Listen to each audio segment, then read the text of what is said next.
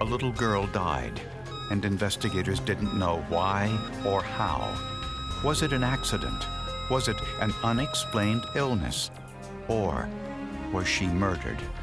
Scientists would go halfway around the world before finding the answer in two unlikely places: a shredded legal document and her mother's signature.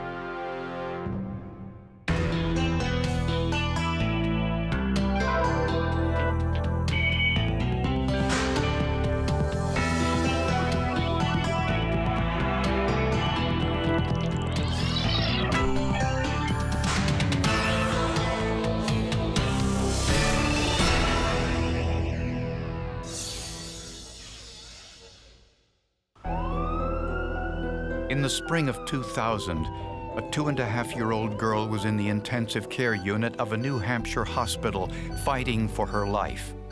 In the very beginning, no one knew that she had anything more than a bad cold. But then she went downhill so dramatically. Her name was Sunday Abeck, and her story was unlike any other in the hospital. Sunday was from the Sudan, where a bloody civil war was claiming thousands of lives. She and her family were lucky to be alive. She had to flee because of violence in her area. Her father was a political prisoner in Sudan, and that may have been more dangerous for her family to remain in the Sudan because of that. People were being killed. Didn't matter what side you were on, we had to leave. Shortly after Sunday was born, the family fled to a refugee camp in Egypt. After 2 years, a missionary group was able to get them to a small apartment in Manchester, New Hampshire. No one in the family spoke English. The change from their life in Africa was enormous. There must have been a culture shock. This is an old mill city in New Hampshire, big mill buildings and whatnot, much colder weather. But this family moved in and started to prepare a better life, a safer life. They thought at least their kids could be raised without getting shot at.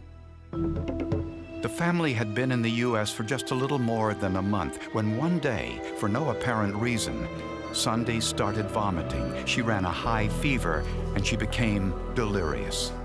Her mother was sleeping on the hospital floor in Sunday's room. She would sit and hold the child in her arms. I mean, that was her main concern, was that Sunday was sick and she had to get her better. At first, doctors thought Sunday had contracted a bad case of the flu, but none of their treatments worked, and they were unsure what was wrong with her. Sunday's initial symptoms were a high fever and vomiting, and that could be anything. That could be virus, that could be all kinds of problems. I didn't know what the problem was. The doctors didn't know.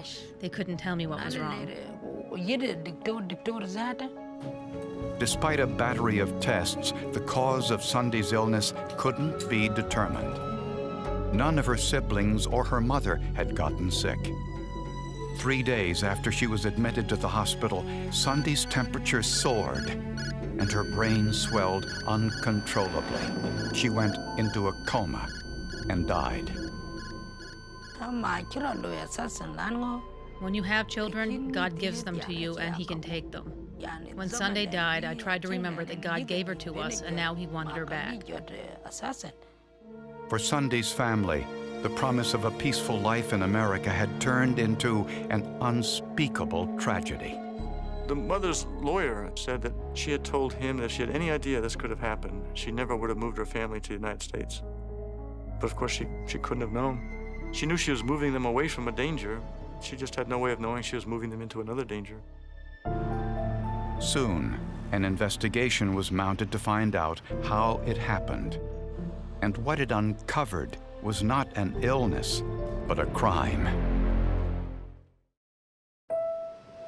During a spring snowstorm in 2000, 2.5-year-old Sunday Abeck was laid to rest thousands of miles from her native Sudan.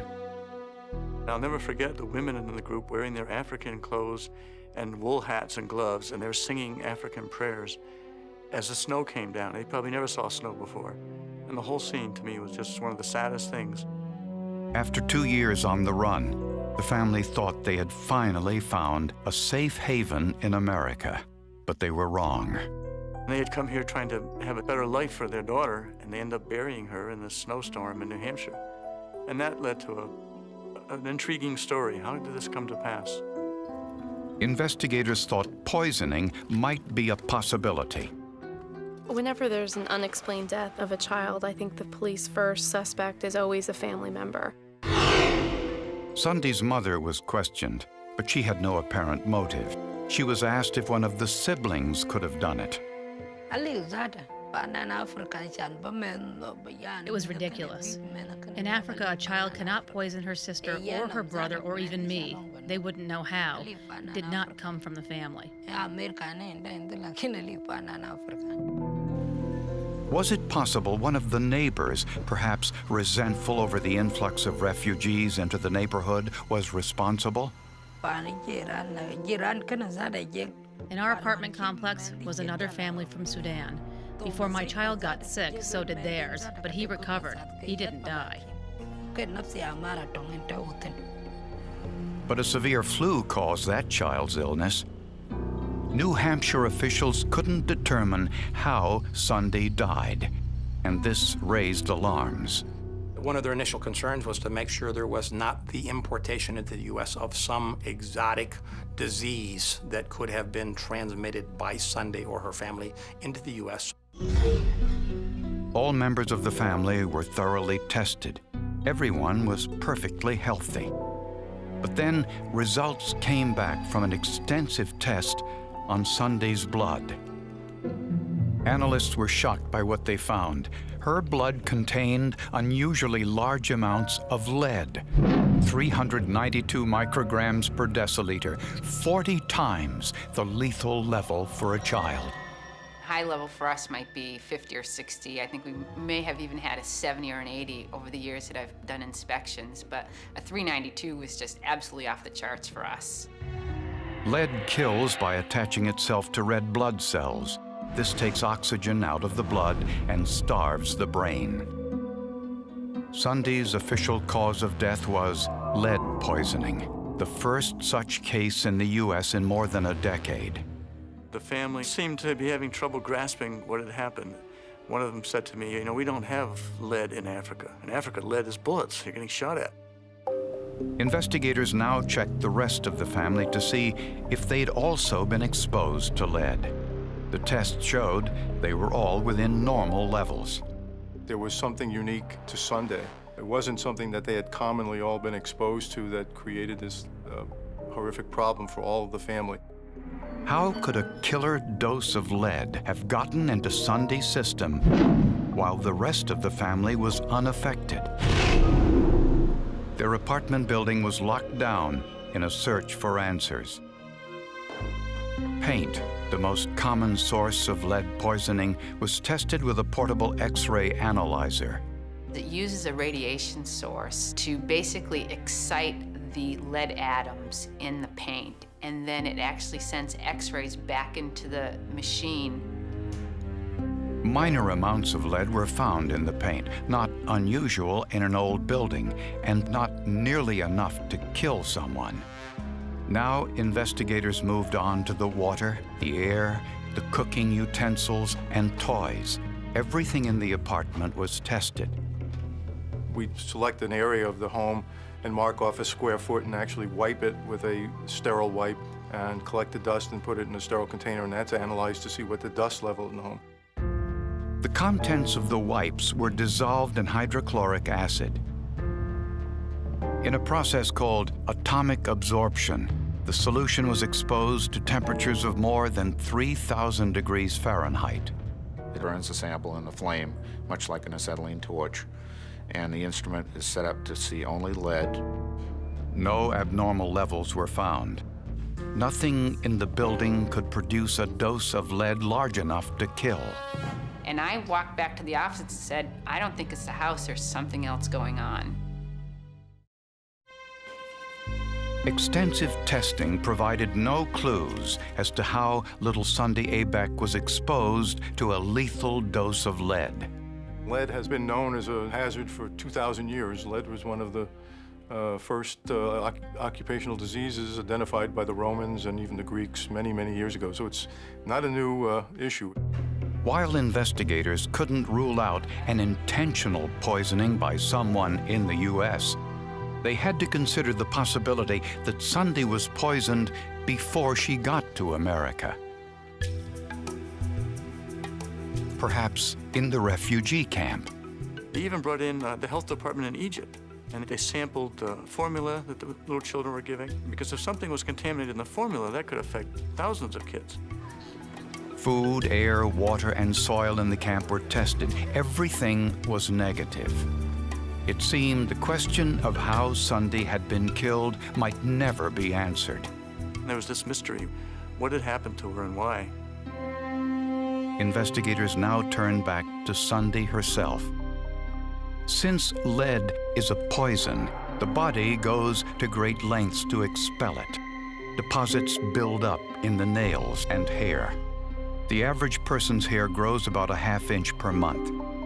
Sunday's hair was an inch long and provided a wealth of information. She had spent a month in the United States, and before that she had been in Egypt. So, by taking her hair and looking at it specifically for lead content and dividing it in half so that we had the half inch that grew in the United States and the half inch that grew before that, we were able to make a comparison and time her exposure. The hair was bombarded with radioactive neutrons. This caused different elements in the sample to react in unique ways. The tip of Sunday's hair had trace amounts of lead, but the base, the part closest to the scalp, showed massive amounts. What that tells me is, in the United States, she got exposed to a pretty significant amount of lead, and that her level before that wasn't abnormal. So her exposure was in this country, it wasn't back in Egypt. Investigators must have overlooked something, but they didn't know what. They went full circle. They went back to Manchester, and they started saying, what did we miss? They questioned Sunday's mother again and were told something they had not heard before.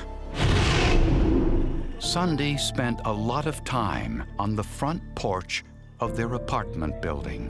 I knew always that the cause of Sunday's sickness had something to do with the apartment.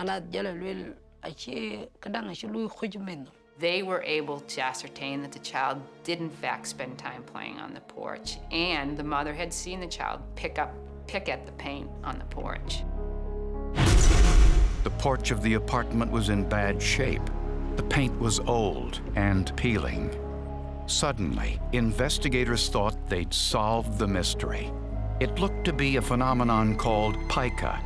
The word comes from the Latin name for magpie, a bird that eats almost anything. Pica is a condition particularly of children, but not always of children. It's sort of a craving for food items to eat. Lead paint often tastes sweet. So here's a little malnourished girl who's never had enough food, and it became pretty clear she was probably picking up chips of paint and sucking on them or chewing on them. Samples of paint from the porch showed levels of lead 37 times the legal limit. To see if it was this paint that killed Sunday, investigators brought in the Centers for Disease Control. The samples were dissolved in nitric acid and then heated, so the isotopes, or chemical signature of the lead, would be exposed. We can run the sample of analysis for the child's blood and compare that to the different potential sources that she was exposed to, and then plot that out, and we can either identify or exclude various sources. The isotopes from the paint on the porch and from Sunday's blood were identical. This test left no doubt. Sunday Abeck got a lethal dose of lead by eating the paint on the front porch of her apartment building. But the case was far from over. Investigators soon found evidence that someone knew Sunday was in danger all along and mounted an elaborate cover-up to keep that knowledge from her family and police. A year-long forensic investigation proved without a doubt what killed little Sunday Abeck. We concluded that lead paint and dust in the environment of her apartment in Manchester was the principal source of her lead poisoning. Property records showed the rental agent for the apartment building, James Unexplained, had been informed that his building did not meet current standards for lead safety. By law, he had to let his tenants know this. Landlords and property managers who lease buildings constructed prior to 1977, they are required to provide general lead paint warning notices. To prove that they had been informed, tenants must sign these disclosure documents. The landlord provided photocopies of these documents and signed an affidavit saying they were legitimate. Investigators weren't so sure. The tenants advised us that they had not signed those documents. We looked at the signatures on those documents and we're actually looking at them to see if they were forged. Document experts compared signatures from the documents to known signatures of the tenants. The signatures were exact matches. He was too good at it, actually, because the signatures were too much alike. If he had varied them in some way, it would have been a much more difficult case to resolve. The signatures weren't forgeries. They were duplicates of signatures from other documents the tenants had signed. The signatures are what we determined to be a layover. They were an exact replica of an authentic signature, which indicates to us that it was placed there by some other means and was fraudulent. One of these signatures stood out. It was from Sunday's mother, Mary Alaroot. In the document provided by the landlord, her name was spelled out. But at the time, Mary could barely write English. She was still signing her name with an X, though she was undergoing training by a church-sponsored teacher to learn how to read and write and speak the English language. It was readily apparent to non-handwriting forensic examiners that this was indeed not her signature. Investigators raided the landlord's office. In the bottom of a trash can, they found more than 60 torn scraps of paper. The Secret Service reconstructed that document for us, finding all but one of the 60-something pieces. When the pieces were reassembled, investigators found the original forgery of Mary Alaroot's signature, identical to the one on the lead disclosure notice. He forged the signature of Sunday Abeck's mother on the lead paint disclosure form. He copied it and produced copies to the Environmental Protection Agency and the grand jury. The landlord's fingerprints were on the document. Mary Alaroot's were not. It's very unlikely that she had handled or had anything to do with that particular document. Investigators say that when Unexplained found out about Sunday's death, he knew he was potentially liable. So he took his tenants' signatures, copied them from other documents, and then placed them back onto the lead disclosure agreements.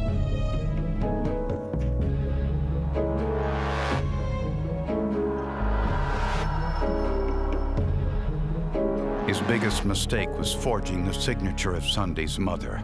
Apparently, he was unaware how she signed her name. So it was clear this was not her signature. If I were to grade his attempts here at forgery, he'd probably be about a D. When faced with the evidence, James Unexplained pleaded guilty to obstruction of justice and failing to notify his tenants that they were living in unsafe conditions. What motivated him and what motivates all of our criminals in this arena, it's all about money. They want to save it, and at what cost? I think the cost in this one was real high. Not to him, to her. Repainting the porch would have cost just a few $100s and would have saved Sunday's life. Her family won a $700,000 civil award against Unexplained and his real estate company. He was sentenced to 15 months in prison and fined $40,000. His was the first ever conviction in the U.S. for failure to notify about the presence of lead. He dug himself a real deep hole and got hit with a big penalty. And I think the EPA hoped that sent an alarm across the country so other landlords don't take part in similar activities. I was happy he got punished. He was lying. I never signed those papers. He lied, and it was right that he was punished. Sunday's family has relocated to Tennessee. They're still adjusting to life in America and the aftermath of Sunday's death. Meanwhile, Sunday lies in an unmarked grave in a New Hampshire cemetery, hundreds of miles from her family, thousands of miles from home. Her death could easily have been avoided, but thanks to the forensic analysis, it's far less likely another family will suffer the same tragedy. Her death couldn't have been solved without forensics. The work in the lab is what solved this case. And it happened at the federal, state, and local level. It took a lot of technicians to study this material and figure out exactly what happened. And they did, which is gratifying, I'm sure.